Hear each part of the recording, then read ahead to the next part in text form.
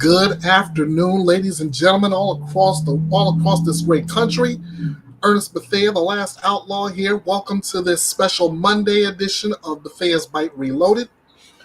The reason I'm doing this on a Monday because I tried starting this on this past Saturday, the day before the Super Bowl. Just as I get ready to get started with the intro and everything, lo and behold, my laptop shuts down on me. So, regarding that, my apologies. As I'm preparing to try to get it set up so I can get a restart on it that day, my time expired on how long I could do the live on put it on YouTube. So that killed that, and I had it rescheduled for today, the day after the Super Bowl.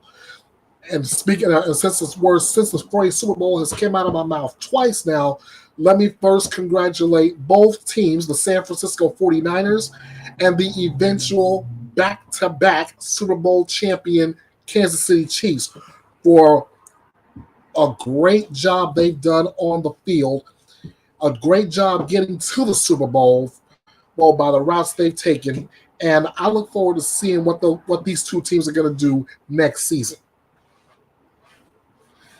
Also, a special shout out to MVP quarterback Patrick Mahomes for an outstanding job of putting the game on his shoulders to get the job done for the Chiefs.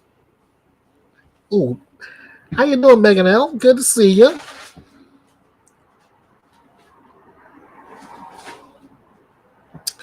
All right, everybody is just coming into the chat. Let's get settled in. We're gonna kick this thing off in a matter of moments. Again, it's so good to have you all here on a Monday. Got a lot to get through on this day, and the first thing I'm going to do is the missing persons report.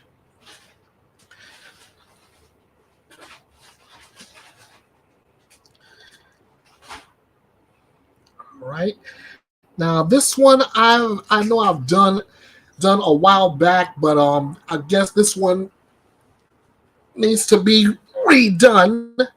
So I ask you all to please pay close attention. This is Khadijah Rose Britton. She's been missing since February 8th, 2018, out of Cavello, California. And yeah, here's the rundown.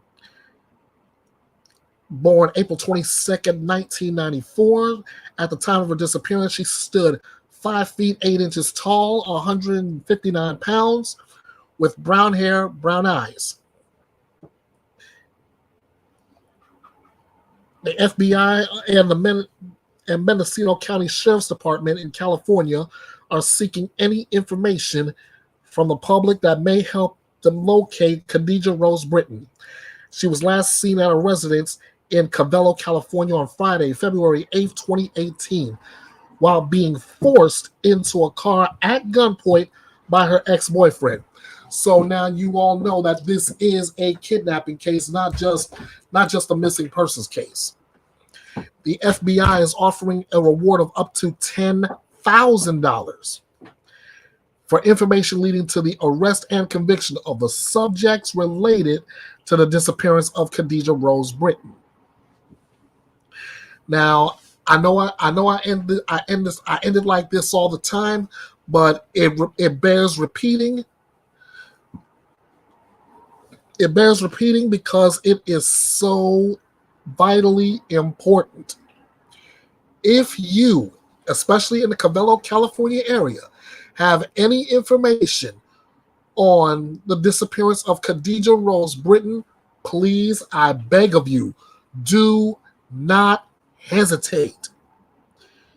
You can submit your information to by calling the Mendocino County Sheriff's Office at 707-234-2100, 707-234-2100, or you can get in contact with the FBI's San Francisco Division at area code 415-553-7400. 415-553-7400. Or you can submit your tips anonymously online at tips.fbi.gov. Your diligence could be the thing that can help bring Khadijah Rose Britton back safe and sound, or bring to justice the person responsible for her disappearance. I ask you to share this information with anybody you come in contact with, because we may run into someone who has that vital information. But whatever you do, please, if you see something, say something.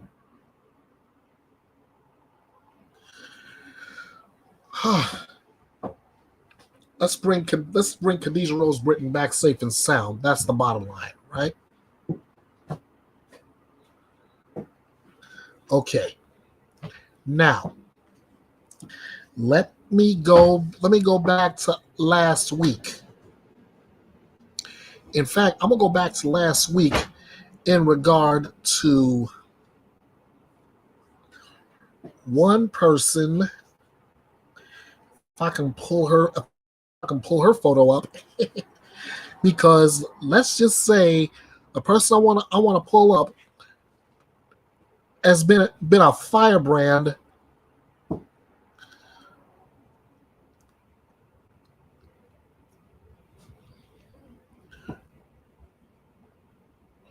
for something that happened a little while back.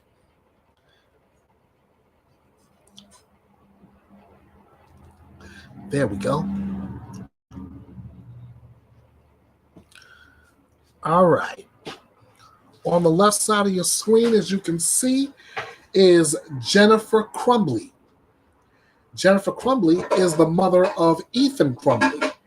And if you recognize the name Ethan Crumbley, you know what that deal was all about. Well, last week, Jennifer Crumbley was convicted on all 4 counts of involuntary manslaughter in the Oxford High School shooting committed by Ethan. The 4 victims were, now I'm doing this on memory. I don't have the photos with me. I'm doing this on memory. The 4 victims were Madison Baldwin,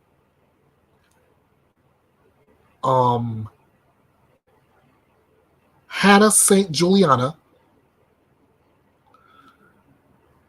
Oh man, I thought I had those names right off the top of my head, but I don't. Give me one moment, guys.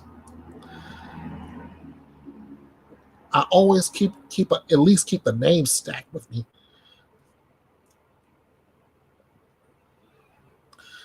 Or photos.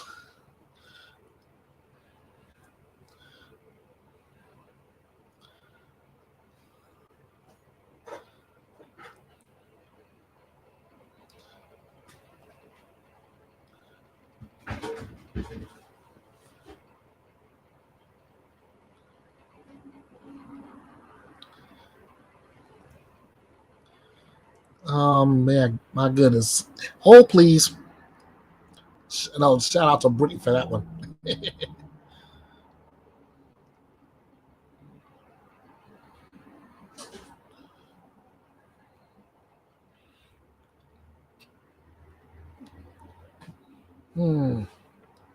Okay, I thought I had it tucked away. I didn't.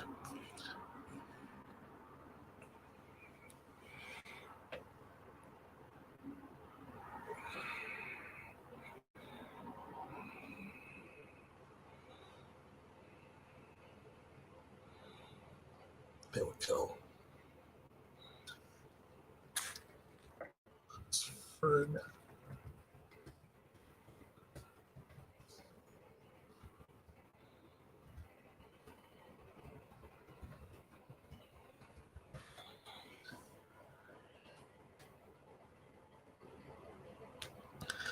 Okay. Once I get this out, I can get out everything I want to get out about Crumbley's case.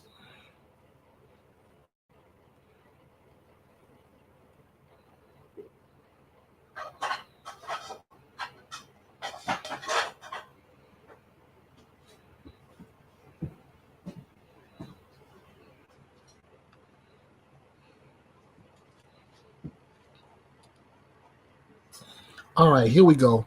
All right, the names I was trying to get out just a moment ago were Madison Baldwin, age 17, Hannah St. Juliana, age 14, Tate Meyer, age 14, age 16, and Justin Schilling, age 17.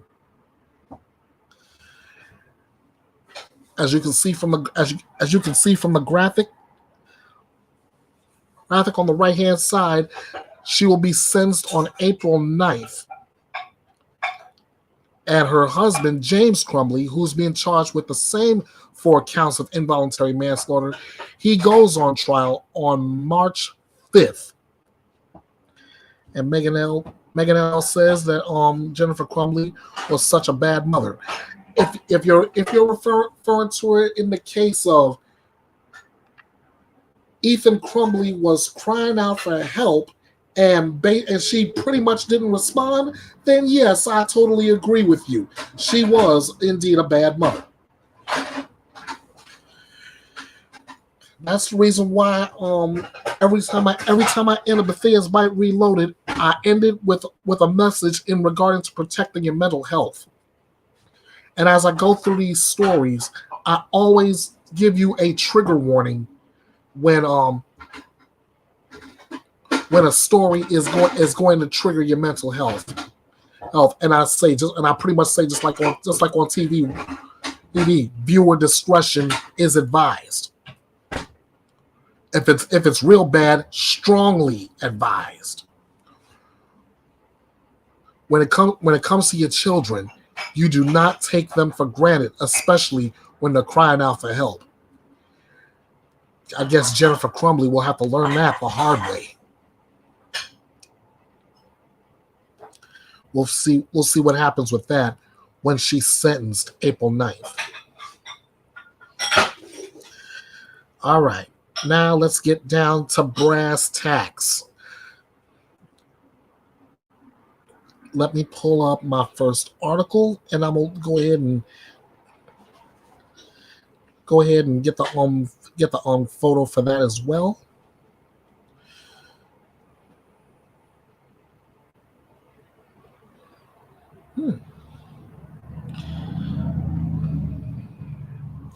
All right.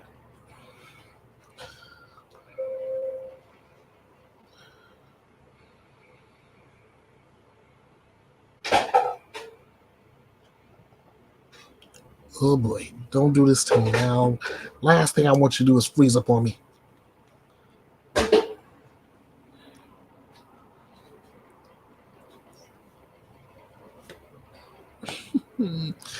Oh great, I'm froze. Okay. There's always a plan B. Always. And once I can pull this up, I can execute plan B. So once again, shout out to Brittany. Hold please.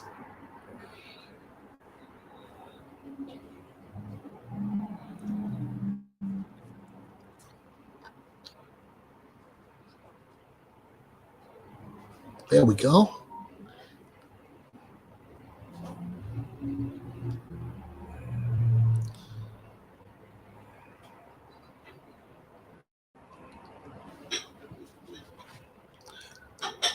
See, this is what I mean when I say plan about what I mean about plan B. Plan B usually works when plan A doesn't. An ex-Ohio sheriff's deputy is charged with murder, and he had taken a stand in his own defense.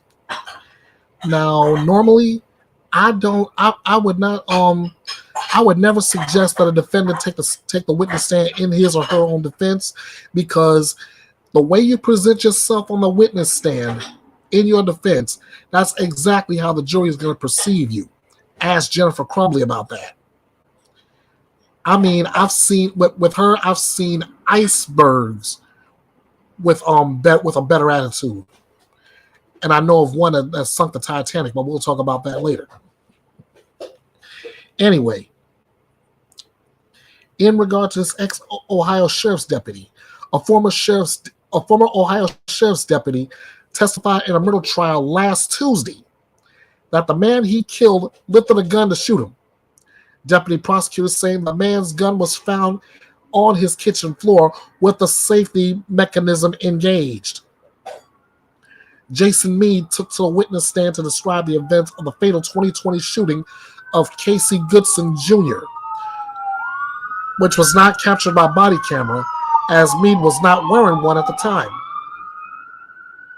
He said that he feared for his life and the lives of those around him when Meade shot the 23-year-old Goodson, a total of 6 times, 5 in the back.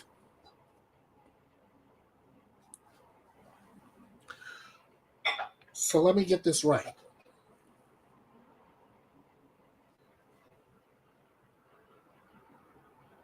Casey Goodson Jr. had his weapon on the floor with the safety mechanism engaged. But you, Officer Jason Meade, were in fear of your life and the lives of everyone else around you. So you decided to use excessive force in this case, shooting the man 6 times total. And of the 6, 5 shots in his back?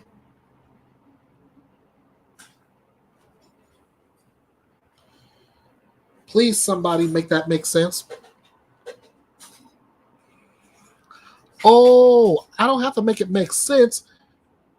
I really don't have to make it make sense now that I'm looking at the article. It's as simple as black and white. Meade, who is white, has pleaded not guilty to murder and reckless homicide in the death of Goodson, who was black. The sheriff's deputy, who is also a pastor at a Baptist church, shot Goodman as he entered his grandmother's house. That's what the police have said. Goodson fell into the house's kitchen where the gun was found, according to prosecutors. Prosecutors say that Goodson was holding a bag of sandwiches in one hand and his keys in the other when he was killed. When Meade testified about the shooting, he said Goodson had brandished a gun at him from his car, prompting a pursuit. Goodson then failed to respond to commands, Meade said. He told jurors Goodson had his back turned to him at first, and he fired at Goodson when he turned to lift a gun toward him. Now I'm trying to make all that make sense. I thought he was going to shoot me.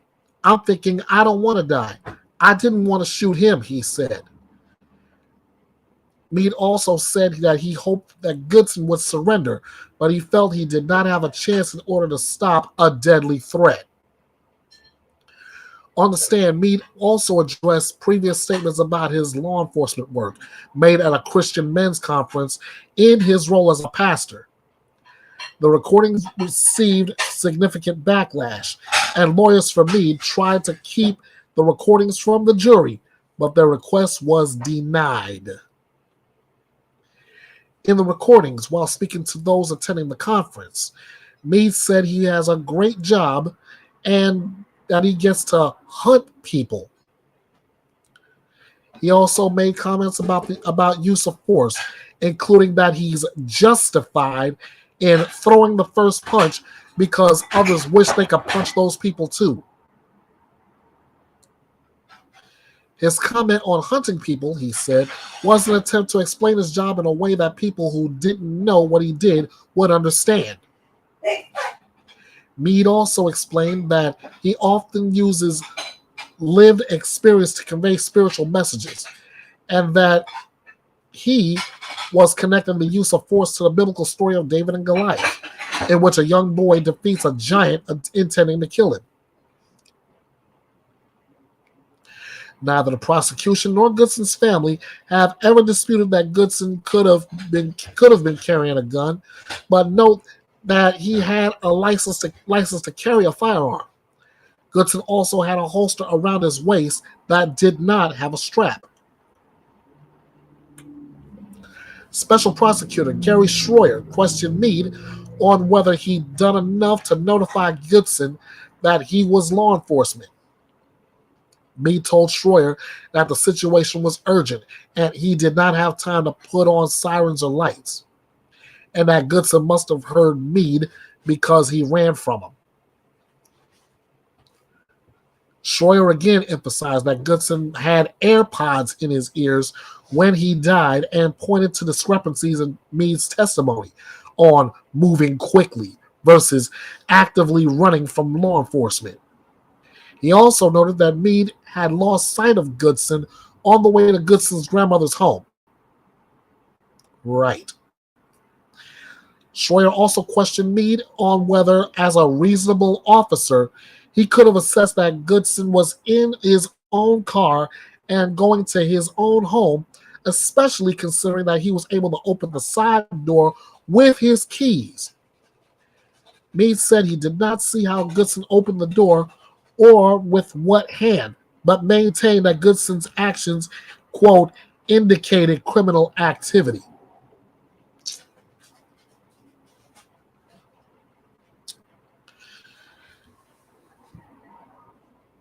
Again, I say make it make sense because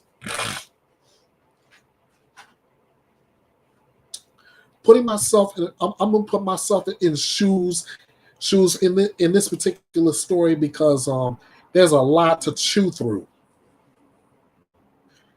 First, I'm putting myself in Goodson's shoes. I got keys in one hand. I've got groceries in the other. I'm trying to let myself into my grandmother's house. How in God's name am I going to be able to gonna brandish any kind of weapon?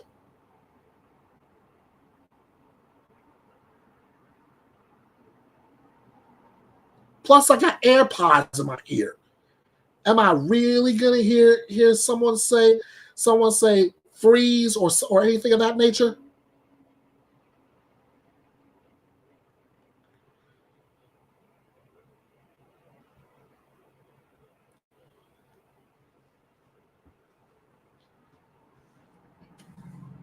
And I'm still trying to get over the testimony that he was shot 5 times in his back.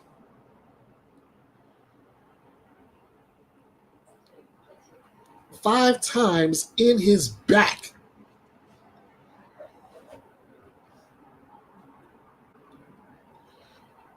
That's another reason why they always have police wearing body cams, ladies and gentlemen, because of stuff like this happening.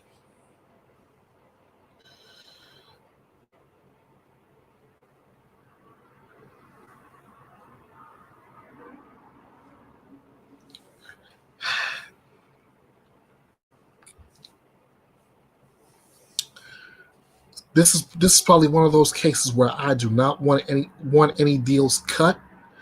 I want to see justice done. The last thing I want to be able to say is, and this is a partial quote from one of my favorite episodes of In the Heat of the Night. The last thing I want to be able to say is that we ought to change the end of the Pledge of Allegiance. Instead of it saying "and liberty and justice for all," it should be saying "and liberty and justice for some." For those with the right skin color.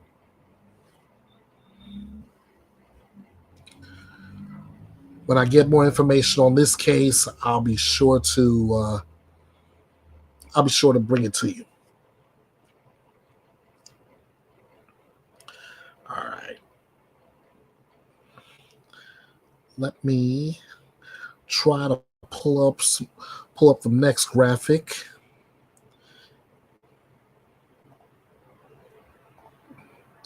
And as I get ready to pull up the next graphic, I'm gonna pull up the next article. Oh yeah.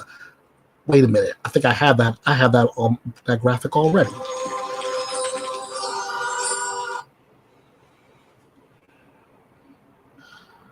I have that one already. Great.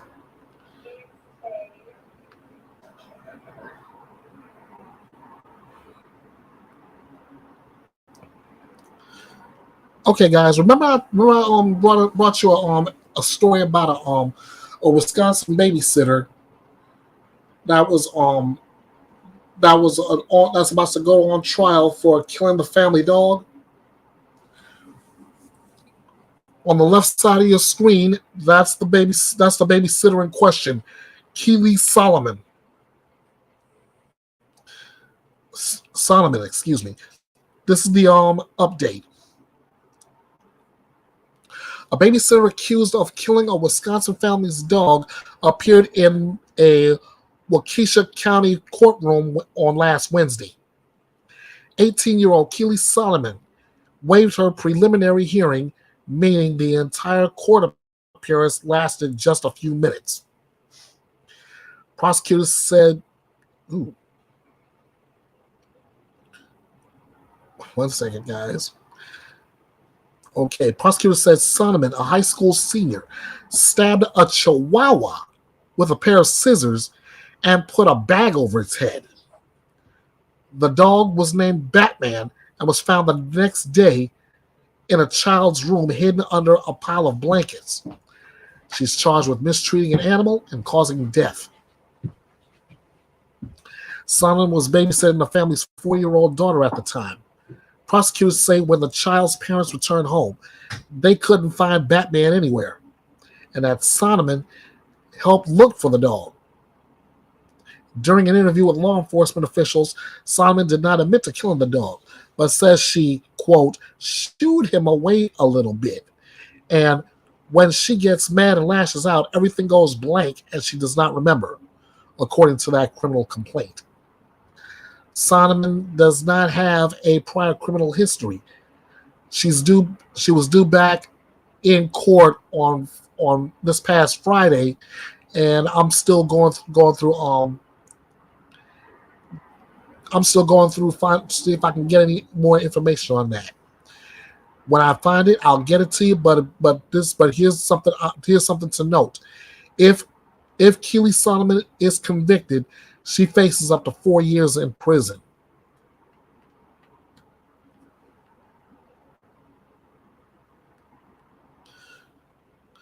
Guys.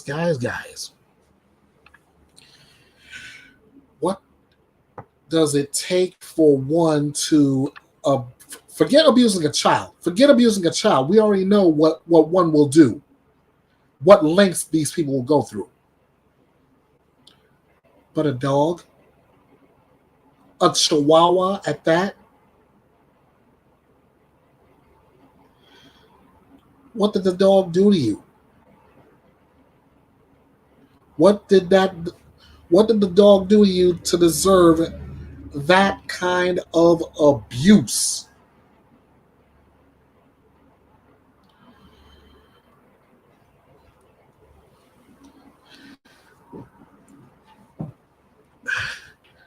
Keely, I don't know. I think your time is coming in 4 years, and a lot of people's eyes, including that family, will not be anywhere near enough. Oh, this helps. This helps a great deal. All right, let me see. Go to my next article. Oh.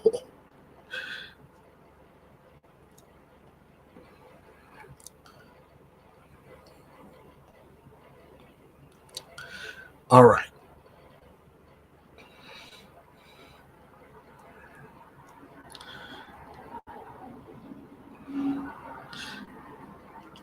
That's not the guy. That's the guy.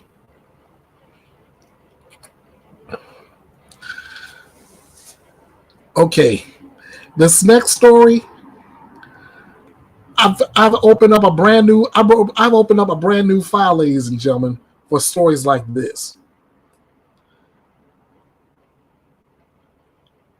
And when you hear this story, it will make you go, what?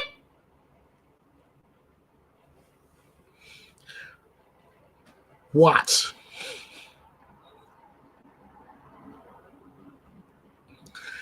A man claims he killed his girlfriend in self-defense in an argument over onions.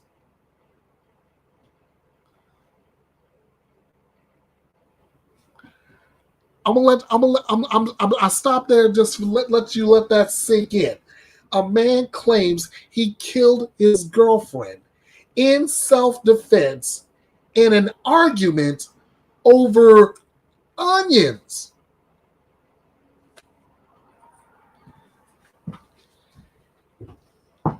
I kid you not. An Indiana man is in custody after he allegedly killed his girlfriend in an argument over chopped onions. According to court documents obtained by my friends at Court TV, your front row seat to justice. 60-year-old Charles Michael Calvert is charged with murder for the February 3rd death of Marcia Linsky. According to an affidavit, Calvert told police he was cutting onions when Linsky told him he wasn't doing it correctly. He then claimed Linsky came at him with a knife, and he became defensive. Investigators said the scene appeared to be staged, noting the knives had been placed neatly on the floor next to Linsky's body. The affidavit also stated that an onion peel was found in the garbage, but they did not observe a chopped up onion anywhere in the kitchen. Officers said blood was found in the master shower, and they believe Calvert showered and cleaned himself up prior to calling 911. In Calvert's 911 call, he told the dispatcher, "She became very verbal with me, and she's no longer with us." Officers noted he was very calm throughout the call and told the dispatcher Linsky brought bleach today. She never buys bleach. He also admitted an hour had passed before he had called 911. The affidavit does not identify Linsky as the alleged victim. However, Allen County Chief Public Defender Bill Labrato confirmed her identity to WPTA. Linsky was a former prosecutor and magistrate. At the time of her death, she was a defense attorney with Close and Hitchcock LLP. The firm released this statement at the time of her death, saying, "It is with great sadness we must announce the passing of our dear friend and of counsel attorney Marcia Linsky. An inspiration to all, she leaves a void that will be impossible to fill. Please keep her family and friends in your thoughts as they navigate through the coming days and weeks." Calvert is currently being held in the Allen County Sheriff's Office on no bond.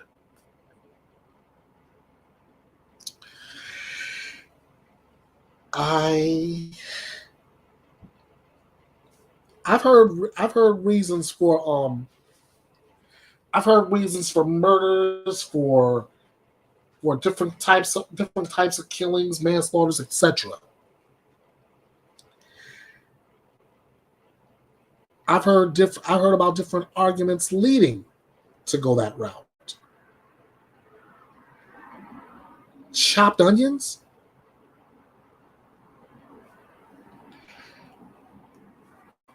Chopped onions, really?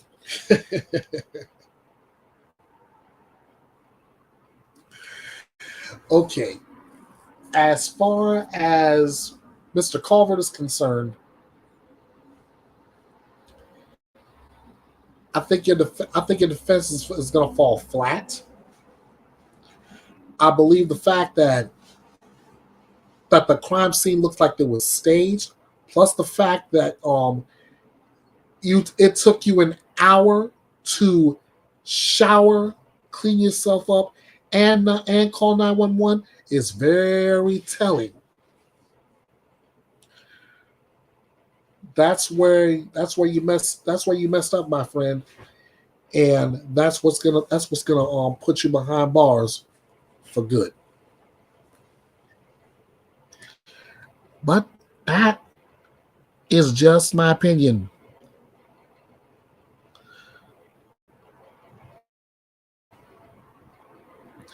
All right. Now get to the next.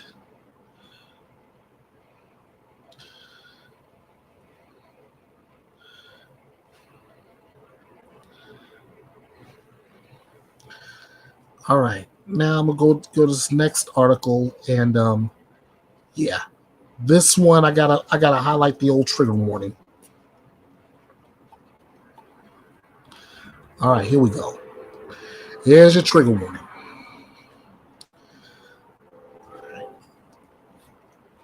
This is the kind of story I want to protect you guys from. So please, whatever you do, if this is gonna be triggering to you, turn away, catch another video for the next, I don't know, 7 minutes.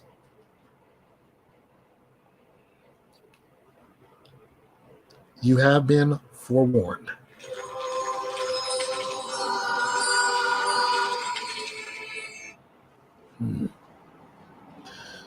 I should put my phone on Do Not Disturb. But it is Monday. Okay. Medical examiner rules baby's decapitation at a hospital was homicide.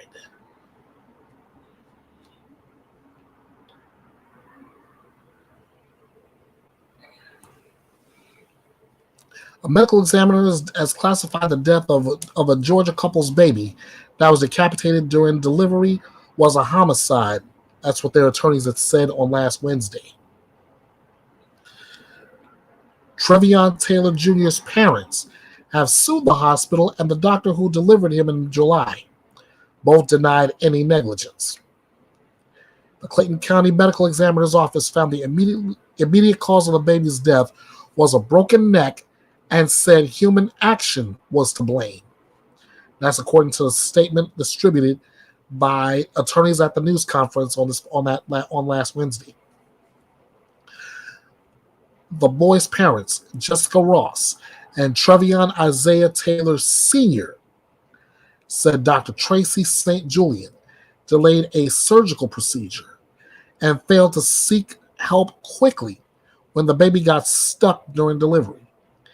Instead, they say she applied excessive force to the baby's head and neck. This is something that is clearly contraindicated, their attorney Roderick Edmonds, who is also a physician, said on Wednesday. No credible, no reasonably competent obstetrician should ever do this. Attorneys for St. Julian said they reject the finding that the baby's injury happened before death. Excuse me.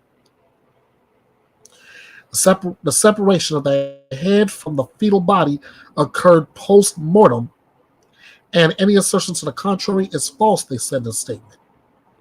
Although tragic, that rare outcome has been reported in the medical literature and can happen in the absence of any wrongdoing by the physician, which is the case here. Scott Bailey, an attorney for St. Julian, said in a court filing in September that the doctor used every maneuver a reasonable obstetrician would have employed to deliver a baby when its shoulder got trapped.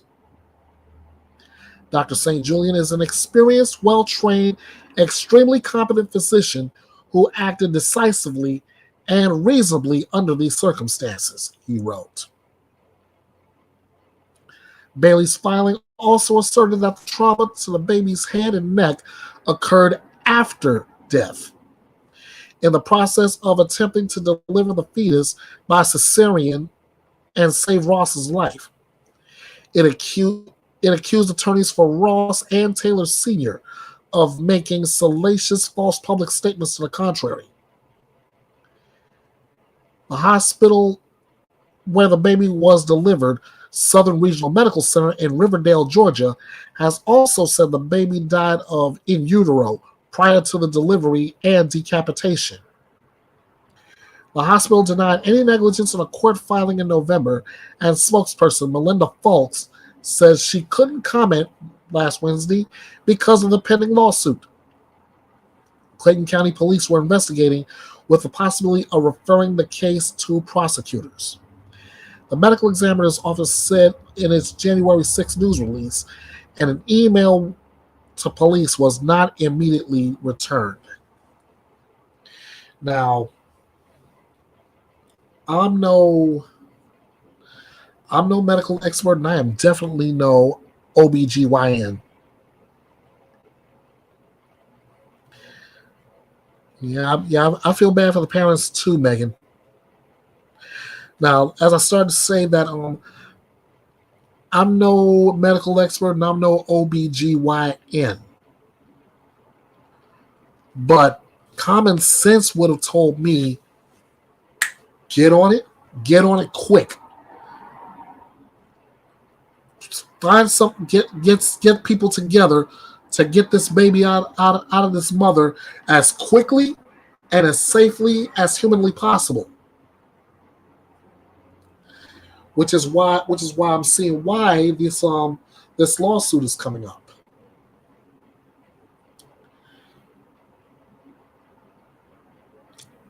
Dr.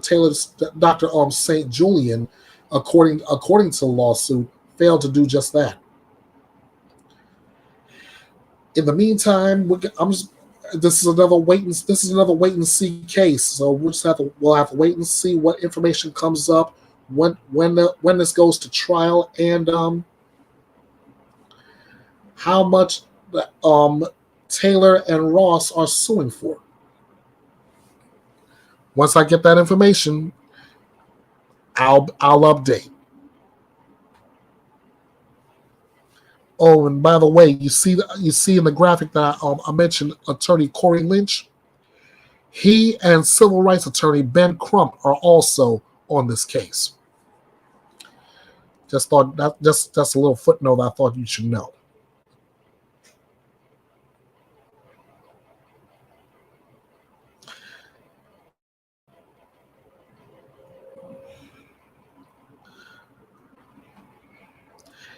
Now, okay, there we go.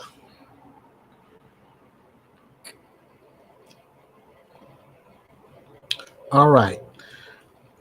Next on the docket, a stolen memory card is at the center of a gruesome Alaska murder trial. This trial is already in progress. But this is the information I got on this one so far. A woman with a lengthy criminal history, including theft, assault, and prostitution, got into a truck with a man who had picked her up for a date, wink wink, near downtown Anchorage. When he left her alone in the vehicle, she stole a digital memory card from the center console.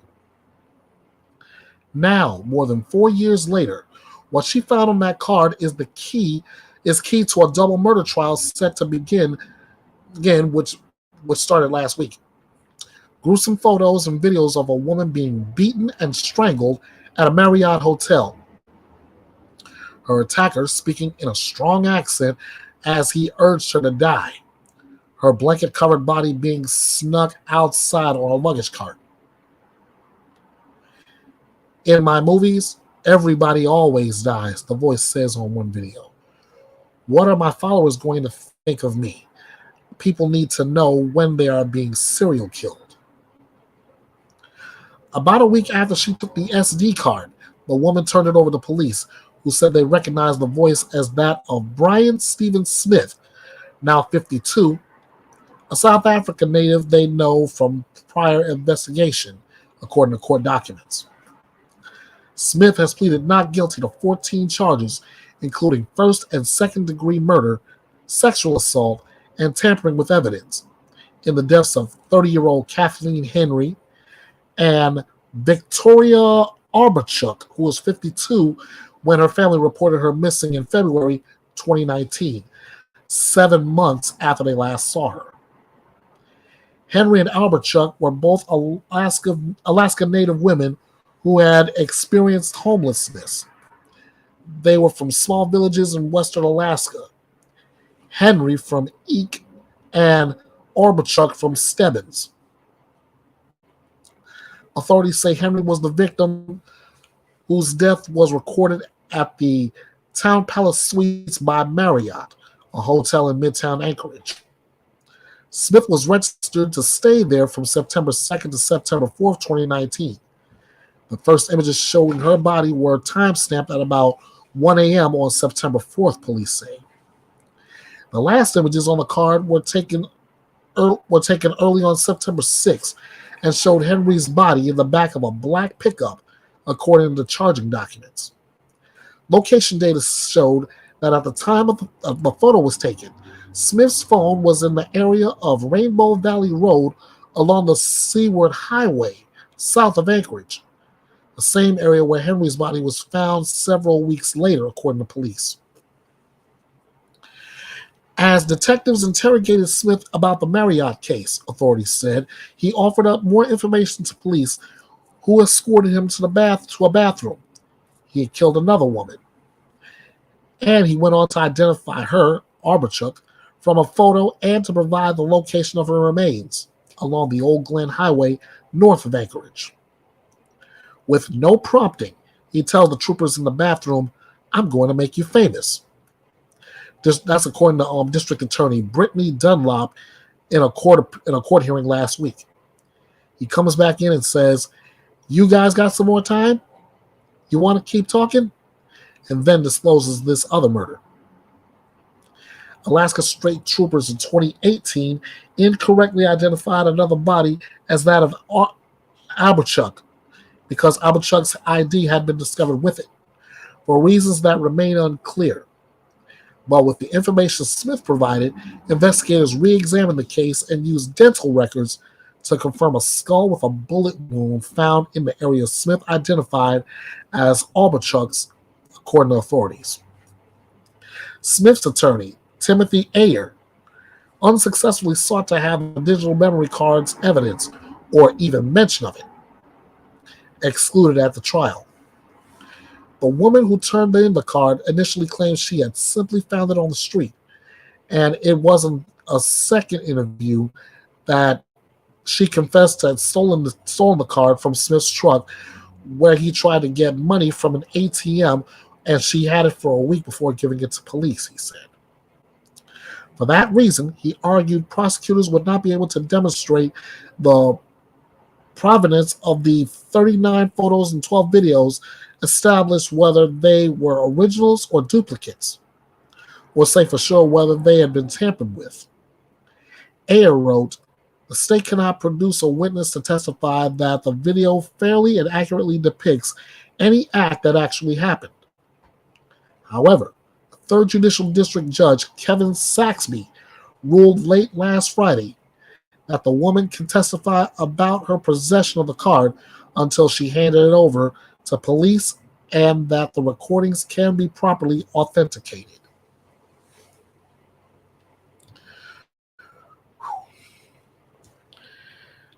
That's a case that I'm definitely going to keep an eye on as far as information goes, and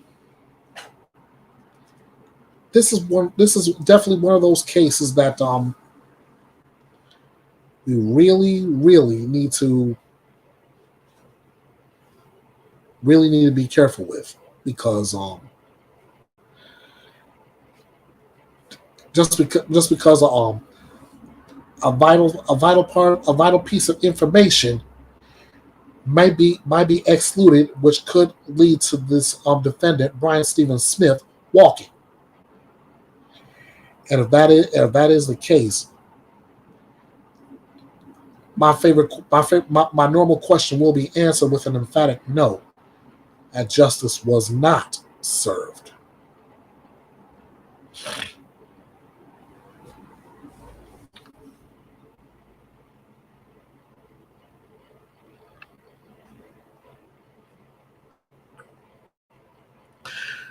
Next on the docket is a Richard Allen update.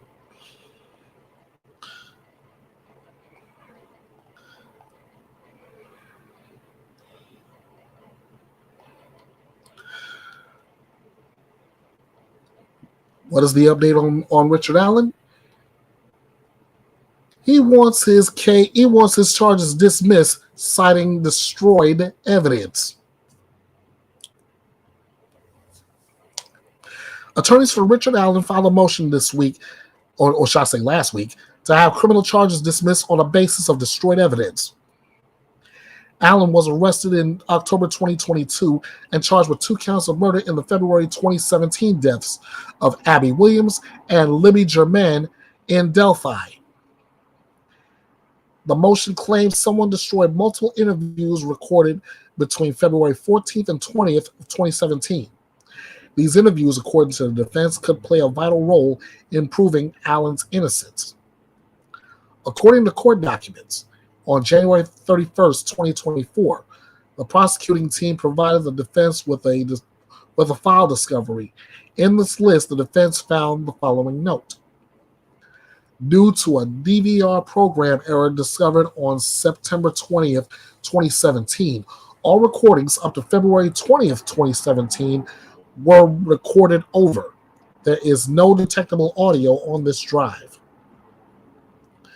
The motion filed that Wednesday claims someone destroyed exculpatory evidence in the case against Allen for the murders of Abby Williams and Libby Germain.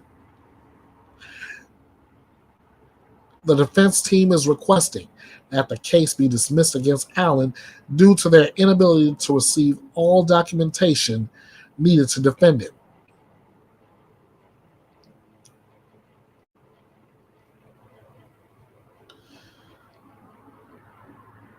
Also filed on last week, as I was trying to get my bearings here.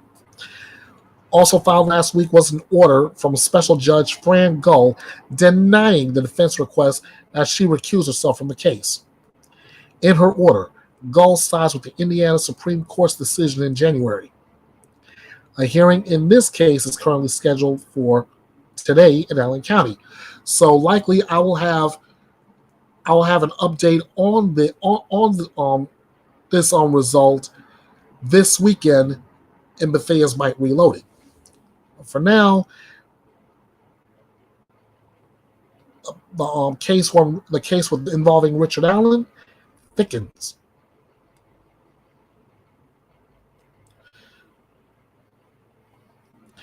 Yeah, that's a great question. That's one we'll have to figure out when we get that information. How did that evidence get destroyed?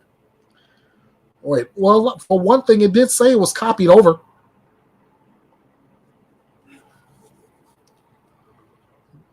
We know the how. The question is who.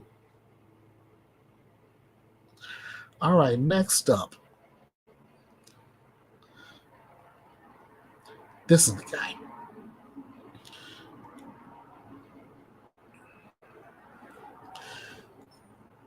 This one really got my attention too.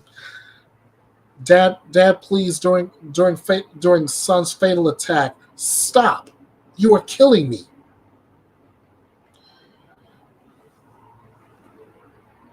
A 44-year-old man accused of violently attacking and killing his father Sunday night was deemed by a longtime family friend as a, quote, delusional conspiracy theorist, according to a PCA, a probable cause affidavit. Brian McGann Jr. was arrested after Palm Beach County Sheriff's Office deputies found him with blood all over his body after he attempted to hide from law enforcement. Deputies said they went to the home after receiving a 911 call reporting a violent domestic disturbance just after 11 o'clock. The 911 caller, a family friend, said McGann Jr. called her, and during the conversation, she overheard the man's father, Brian McGann Sr., uttering, "Stop, you are killing me." The friend reported to 911 that McGann Jr. appeared intoxicated and paranoid, also stating that he recently began using cocaine. Oh, boy. Deputies responded to McGann Sr.'s home and found him lying unresponsive on the living room floor with his clothes completely covered in blood, with significant injuries to his face. The PCA also said that there was blood all over the living room floor, spattered on the wall, and furniture encompassing McGann Sr.'s body. Paramedics responded to the home and pronounced the victim dead at 12:25 a.m. that Monday. The Palm Beach Medical Examiner's Office determined that McGann Sr. died from blunt force trauma. Detectives later spoke to the family friend who said he had talked to McGann Jr. earlier on Sunday, conversing on the phone for about 3 hours. The woman said McGann Jr. called her again about 10:30 p.m. Sunday and told her to pack her belongings and leave the residence because he was going to be dead.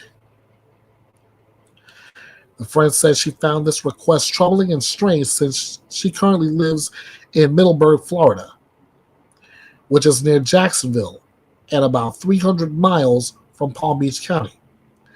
The woman told detectives that the suspect continued to inexplicably say that he was being chased by law enforcement, but then recanted that that wasn't true.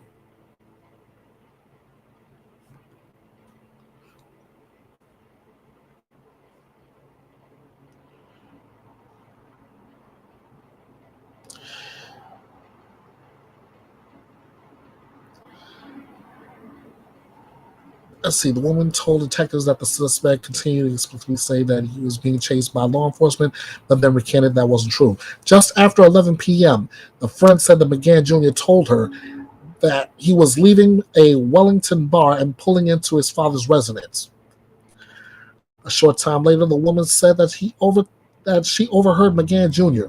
aggressively screaming and violently attacking McGann Sr. and stating that his father was, quote, under my foot, end quote. She said that's when she called 911 and also told detectives that McGann Jr. was upset because he recently learned his father received the vaccine. If you know what vaccine we're talking about here, you know. While canvassing the neighborhood, deputies located the suspect's truck and parked in front of a home that was about a 3-minute drive from where the attack occurred. They say they spotted McGann Jr. jump a back gate and into a neighbor's yard in an attempt to elude law enforcement. When investigators found him, they said that he was also, quote, completely covered in blood, end quote, on his hands, feet, face, and clothing. McGann Jr. faces a charge of first-degree murder and is being held without bond at the main West Palm Beach jail.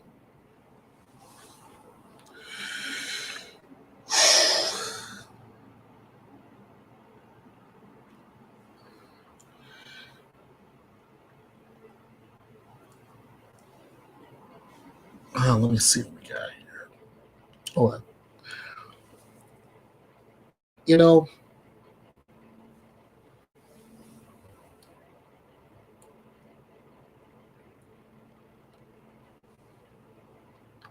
I to this day could never understand why a parent will kill their child. If I flip flop that statement and give the child some age, I will still never understand why a child would kill his or her own parent. In Brian McGann Jr.'s face, what did he do to you to deserve you killing him?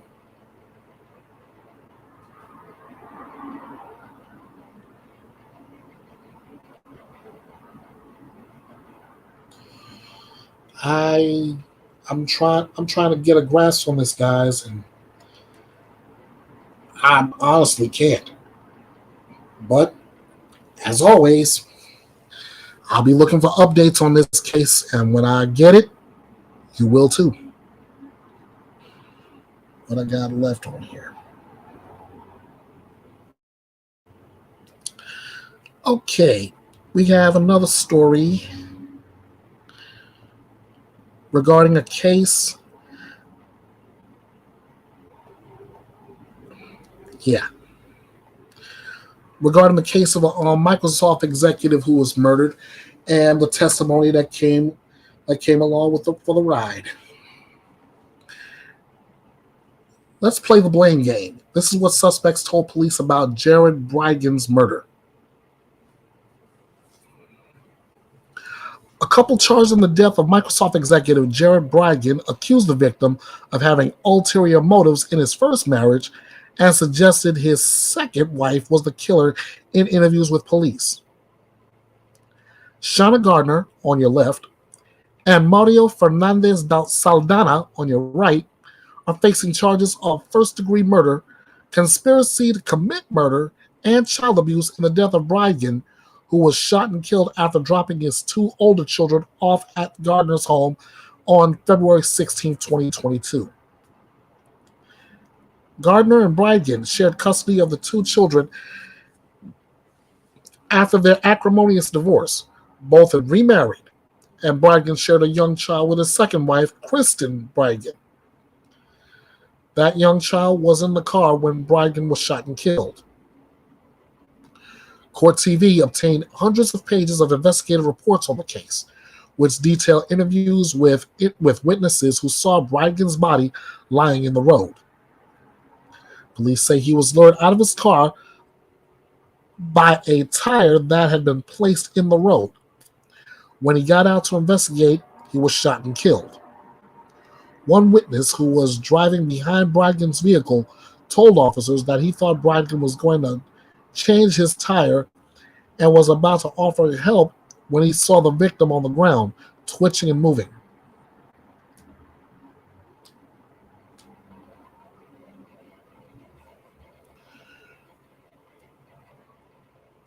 Kristen Bridegan, so I'm trying to get my bearings here.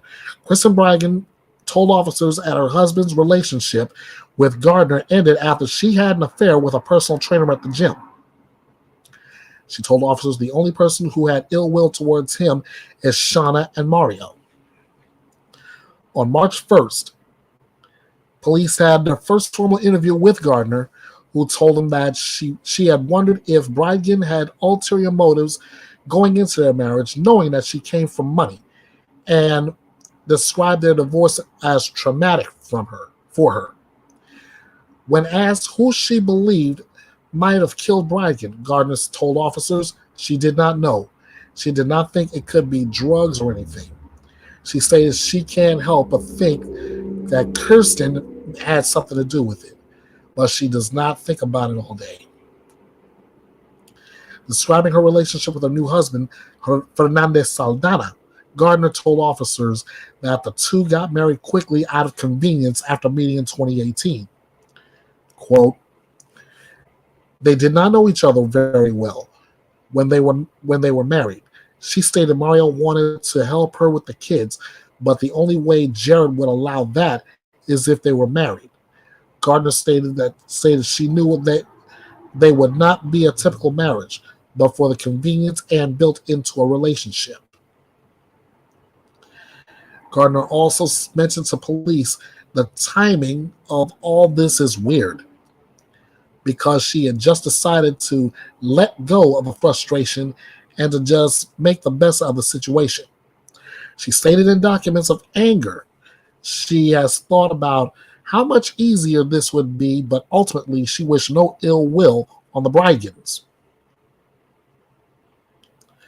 When police interviewed Fernandez Saldana, he told them that he had been really out of it after taking medication the night of the murder.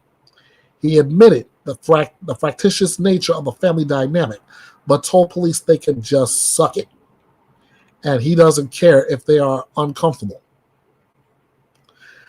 1 month later, Fernandez Saldana called the police and asked to come in and talk again. He told officers that he and Gardner were experiencing a backlash and blamed the victim's wife for the negative impact to the children, Gardner's parents, and their bakery business. He further stated that people are starting to accuse Shauna of being involved. Fernandez stated, the problem is I am running out of to give, and I am very petty. Fernandez stated that he was going to go on Facebook Live and let her, Kristen Bridegan, have it because I want her to shut up. Several witnesses named in the documents recount experiences that led them to be suspicious of the couple, including a former co-worker of Gardner's who said at one point while working together in 2015, Gardner relayed Fernandez offered to get 4 guys and break into Bridegan's residence in the middle of the night and take care of him, and nobody would ever know. A tattoo artist who interacted with Gardner in 2015 also recalled Gardner asking if they know anyone who shuts people up.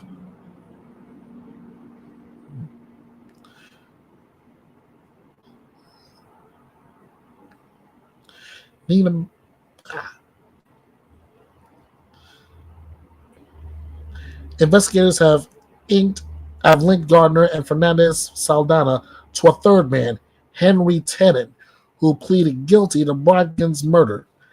Banking records show that First Choice Home Rentals, LLC, owned by Gardner and Fernandez Saldana, paid Tennant 2 checks totaling $5,000 on March 28, 2022, and 1 check for $5,000 on April 4, 2022. If convicted, prosecutors are seeking the death penalty for both Gardner and Fernandez Saldana.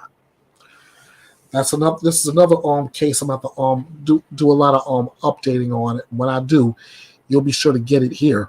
But as far as these two look like they could they have done a lot of damage, not only in their personal lives, but the lives of their children too.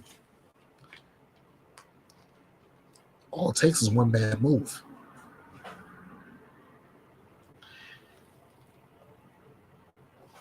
And so let's see, what do I have left?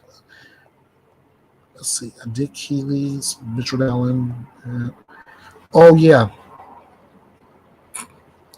I'm gonna have to update you guys on the Adam Montgomery case, and I want to be able to bring the first testimony that came out of this trial, Kayla Montgomery. I want to bring that to you in full the next time I bring Bethea'S Byte Reloaded to you. So stick and stay for that. In the meantime, I want to thank you all so much for joining me. I wish I was able to do this on Saturday. Anyway, I'll try and set it up again for this coming Saturday, and we'll see how all that'll turn out. So as always, you know how to get in contact with me, right? In case you need that reminder, here you go. Yes, I'm on Facebook at Bethea'S Byte Reloaded. I'm on X, formerly known as Twitter, at EKB316.